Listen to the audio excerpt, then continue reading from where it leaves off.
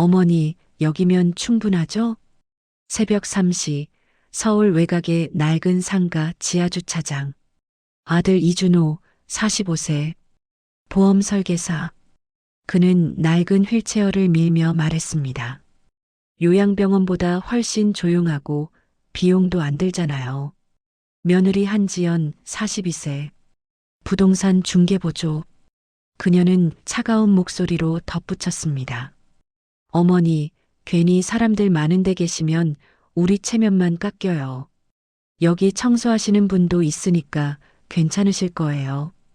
그렇게 김옥선, 72세는 지하주차장 한켠에 남겨졌습니다. 비가 내렸습니다.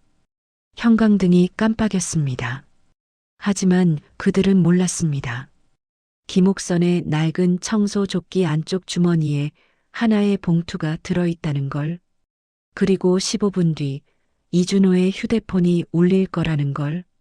김옥선, 그녀는 평생을 청소하며 살았습니다. 새벽 4시에 일어나 빌딩 계단을 닦고 엘리베이터 유리를 닦았습니다. 겨울엔 얼어붙은 화장실 바닥을 닦고 여름엔 땀을 뻘뻘 흘리며 주차장을 쓸었습니다. 손은 거칠어졌습니다. 허리는 굽었습니다. 얼굴엔 주름이 깊게 패였습니다. 사람들은 그녀를 청소 아주머니라고 불렀습니다. 지나가면서도 눈을 마주치지 않았습니다. 그저 투명 인간처럼 스쳐 지나갔습니다. 아들 준호도 그렇게 생각했습니다. 엄마는 평생 남 밑에서 일만 했어. 뭐 아는 것도 없고. 며느리 지연은 더 노골적이었습니다.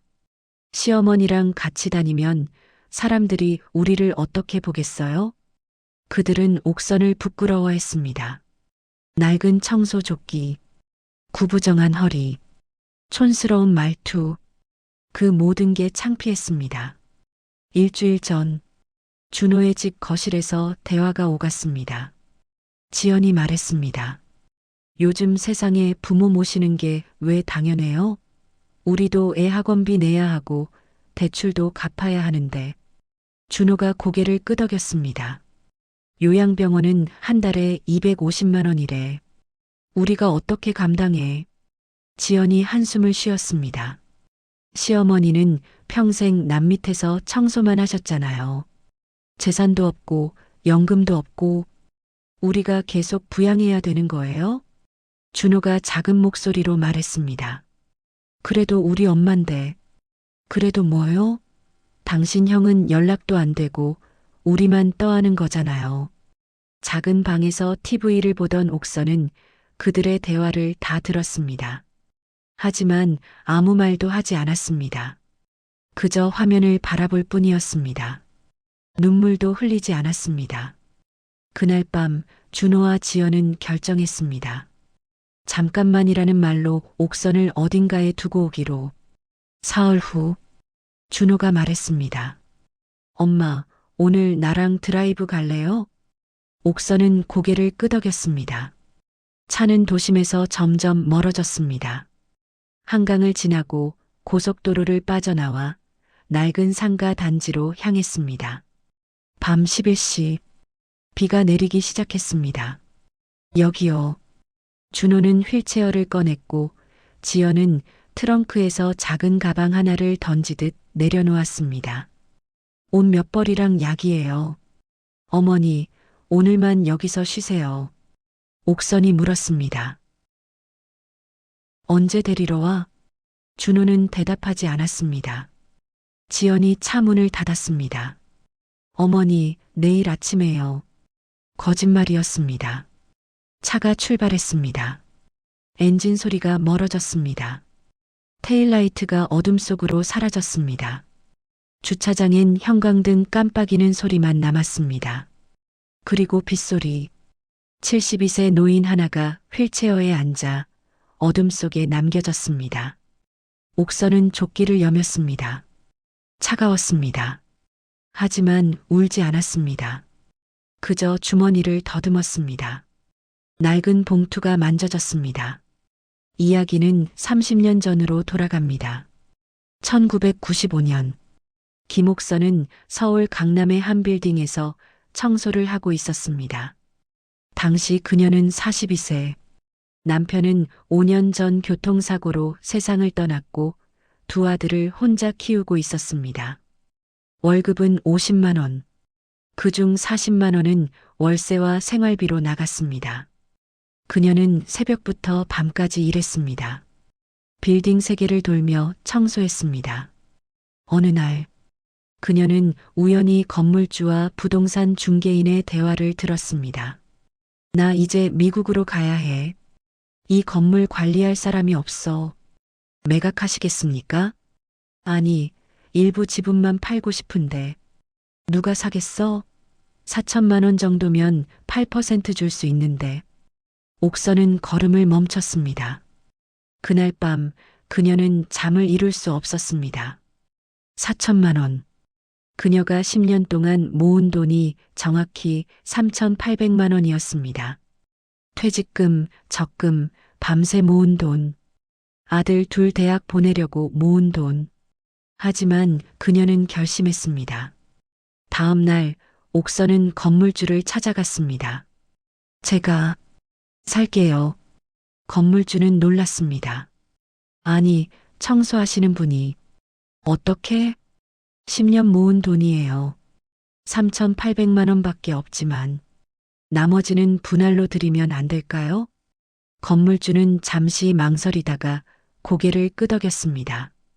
좋아요. 1년 안에 갚으시면 돼요. 계약서에 도장이 찍혔습니다. 김옥선, 건물 지분 8% 소유. 사람들은 그녀를 비웃었습니다. 청소부가 무슨 투자야? 사기당하는 거 아니야? 멍청한 짓 했네. 아들 준호도 화를 냈습니다. 엄마, 그 돈이면 내 대학 등록금 낼 수 있었어요.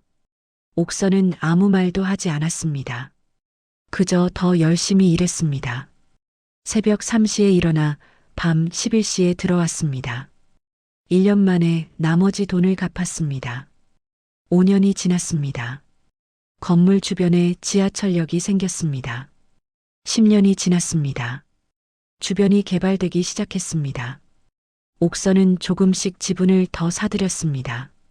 다른 소유주들이 팔 때마다 그녀가 샀습니다. 15%, 23%, 35%, 15년이 지났습니다. 건물주가 돌아가셨고 유족들이 지분을 정리했습니다. 옥선은 대출을 받아 그 지분을 샀습니다. 48%, 20년이 지났습니다. 재개발 이야기가 나왔습니다. 옥선의 지분은 62%가 됐습니다. 최대 주주. 하지만 아무도 몰랐습니다. 청소하는 그 할머니가 건물 주인이라는 걸. 옥선은 여전히 새벽에 일어나 청소했습니다. 여전히 낡은 조끼를 입었습니다. 사람들은 여전히 그녀를 청소 아주머니라고 불렀습니다. 그녀는 아무 말도 하지 않았습니다. 다시 현재 지하주차장 버려진 지 10분 후 김옥선은 조끼 주머니에서 작은 휴대폰을 꺼냈습니다. 그리고 전화를 걸었습니다. 여보세요. 상대는 법무법인 정도의 박현수 변호사였습니다. 회장님, 아드님께서 오늘 연락 없으셨습니까? 내일 재개발 보상금 협상 최종 미팅인데. 옥선은 조용히 말했습니다. 나 오늘 버려졌어. 잠시 침묵이 흘렀습니다. 뭐라고요? 내 아들이 나를 여기 두고 갔어. 요양원 보내기 싫다고. 박 변호사의 목소리가 떨렸습니다. 회장님, 그럼 그쪽 진행할까요? 옥선은 눈을 감았습니다. 빗소리가 들렸습니다. 형광등이 깜빡였습니다. 그래, 진행해. 알겠습니다. 지금 바로 연락드리겠습니다. 전화가 끊겼습니다. 옥선은 휴대폰을 다시 주머니에 넣었습니다. 그리고 빗소리를 들으며 기다렸습니다. 같은 시각, 준호는 집으로 돌아가는 길이었습니다. 고속도로 위, 와이퍼가 빗물을 닦아냈습니다. 지연이 말했습니다. 잘 끝났네. 이제 우리 인생 살자. 준호가 고개를 끄덕였습니다. 그래. 애 유학도 보내고 우리도 좀 여행 다니고. 지연이 웃었습니다. 요양원비 250만 원씩 나가는 것보다 훨씬 낫지. 그때 휴대폰이 울렸습니다. 준호가 블루투스로 받았습니다. 여보세요? 낯선 남자 목소리가 흘러나왔습니다. 이준호 씨 맞으십니까? 네, 그런데 누구세요? 저는 법무법인 정도의 박현수 변호사입니다. 김옥선 회장님의 법률 대리인입니다. 준호는 웃음을 터뜨렸습니다. 회장님? 우리 엄마요? 네. 김옥선 회장님 맞으십니다. 변호사님 착각하신 것 같은데요. 우리 엄마는 평생 청소하신 분이에요. 무슨 회장님? 박 변호사의 목소리가 차갑게 이어졌습니다. 이준호 씨, 김옥선 회장님은 서울 강남구 역삼동 상가 빌딩 재개발 사업의 최대 지분 소유주입니다. 네, 지분율 62%, 예상 보상금은 약 380억 원입니다. 준호는 차를 갓길에 세웠습니다. 핸들을 잡은 손이 떨렸습니다. 지연이 소리쳤습니다. 뭐라고요? 380억? 박 변호사가 계속 말했습니다. 그런데 방금 회장님께 연락을 드렸더니 이상한 말씀을 하시더군요. 아드님께서 본인을 어딘가에 두고 가셨다고. 준호의 얼굴이 하얗게 질렸습니다. 아니 그게 내일 오전 10시 재개발 조합과 최종 보상금 협상이 있습니다. 회장님께서 참석하셔야 합니다. 그런데 지금 연락이 안 되시네요. 혹시 어디 계신지 아십니까? 준호는 말을 잇지 못했습니다. 박 변호사의 목소리가 더 차가워졌습니다. 이준호 씨, 혹시 노인학대나 유기에 해당하는 일을 하신 건 아니시겠죠? 전화가 끊겼습니다. 차 안에 침묵이 흘렀습니다. 지연이 떨리는 목소리로 말했습니다. 380억? 380억이라고. 준호는 핸들을 쥔 채 멍하니 앞을 바라봤습니다. 빗물이 유리를 타고 흘러내렸습니다. 5초 후 준호가 소리쳤습니다. 돌아가야 해. 그는 급하게 유턴했습니다. 지연이 말했습니다. 빨리 어머니한테 잘 말씀드리면. 입 닥쳐. 준호는 처음으로 아내에게 소리를 질렀습니다. 당신 때문이야. 당신이 버리자고 했잖아. 당신도 찬성했잖아. 380억. 380억을 우리가. 차는 빗속을 달렸습니다. 고속도로, 국도, 좁은 골목길. 30분이 지났습니다. 상가 단지가 보였습니다. 준호는 차를 급정거했습니다. 지하 주차장으로 뛰어내려갔습니다. 엄마. 그의 목소리가 주차장에 울려 퍼졌습니다. 지연도 뒤따라 뛰어왔습니다. 어머니. 하지만 그곳엔 아무도 없었습니다. 휠체어만 덩그러니 놓여 있었습니다. 그 위에 봉투 하나. 준호는 떨리는 손으로 봉투를 집었습니다. 편지였습니다. 손으로 쓴 글씨. 준호야. 엄마는 평생 청소를 하며 살았다. 사람들은 나를 무시했고 너희들도 나를 부끄러워했지. 하지만 나는 한 번도 후회하지 않았어. 내가 선택한 삶이니까. 30년 전 나는 건물 지분을 샀어. 너희 대학 보낼 돈으로. 사람들은 비웃었지만 나는 믿었어. 그 돈이 언젠가 너희에게 더 큰 도움이 될 거라고. 그리고 맞았어. 380억. 이제 너희는 평생 걱정 없이 살 수 있을 거야. 하지만 나는 더 이상 너희 곁에 있고 싶지 않구나. 오늘 밤 너희가 나를 버렸을 때 나는 알았어. 내가 너희에게 짐이라는 걸. 그래서 나도 선택했어. 나는 더 이상 누군가의 짐이 되고 싶지 않아. 건물 지분은 변호사를 통해 정리될 거야. 너희 몫도 있을 거야. 하지만 나는 이제 내 삶을 살 거야. 나를 찾지 마. 마이너스 엄마가. 준호의 손에서 편지가 떨어졌습니다. 빗물에 젖은 종이가 바닥에 펼쳐졌습니다. 지연이 울먹였습니다. 어머니, 어머니. 하지만 대답은 없었습니다. 형광등만 깜빡였습니다. 빗소리만 들렸습니다. 3개월이 지났습니다. 준호는 어머니를 찾지 못했습니다. 경찰에 신고했지만 성인의 자발적 실종은 수사 대상이 아니었습니다. CCTV를 추적했지만 옥선은 흔적을 남기지 않았습니다. 마치 처음부터 존재하지 않았던 것처럼. 재개발 보상금은 나왔습니다. 380억. 변호사를 통해 정리됐습니다.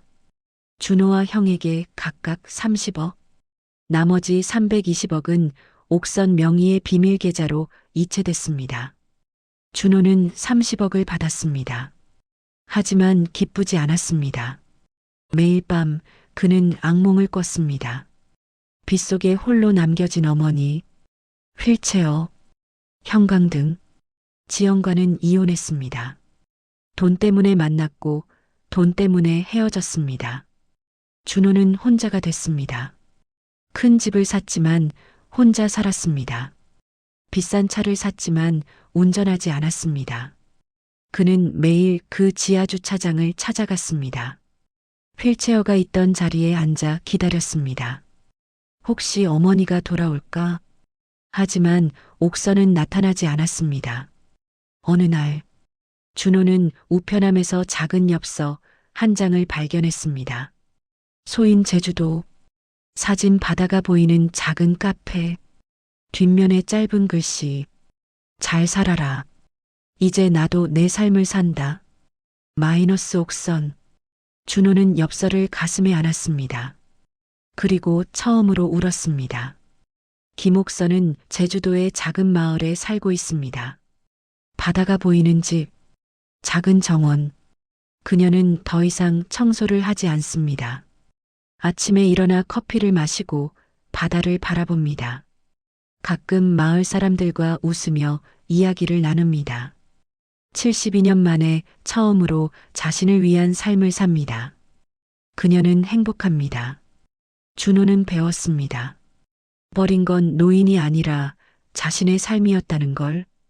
가족은 짐이 아니라 축복이라는 걸. 하지만 너무 늦었습니다. 이 이야기는 여기서 끝입니다. 당신은 부모님을 어떻게 대하고 계신가요? 오늘 한번 전화 걸어보는 건 어떨까요?